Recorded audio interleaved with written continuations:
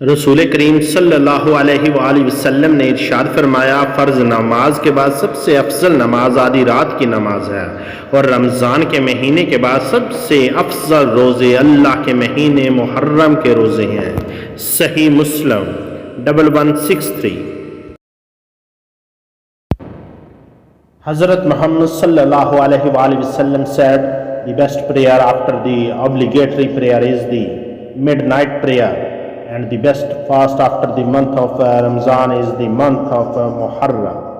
Sahih Muslim 1163۔ آپ صلی اللہ علیہ وآلہ وسلم سے عاشورہ کے دن یعنی 10 محرم کے روزے کے بارے میں پوچھا گیا۔ آپ صلی اللہ علیہ وآلہ وسلم نے فرمایا، وہ پچھلے 1 سال کے گناہوں کا کفارہ بن جاتا ہے۔ صحیح مسلم 1162۔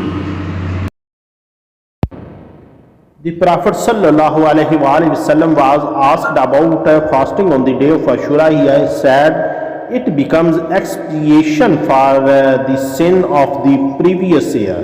Sahih Muslim 1162۔ اللہ اور اللہ کے رسول صلی اللہ علیہ وآلہ وسلم سے بہتر کس کی بات ہو سکتی ہے؟ اللہ تعالیٰ اس کو خوش و خرم رکھے جو حدیث سن کر اس کو آگے بیان کرے۔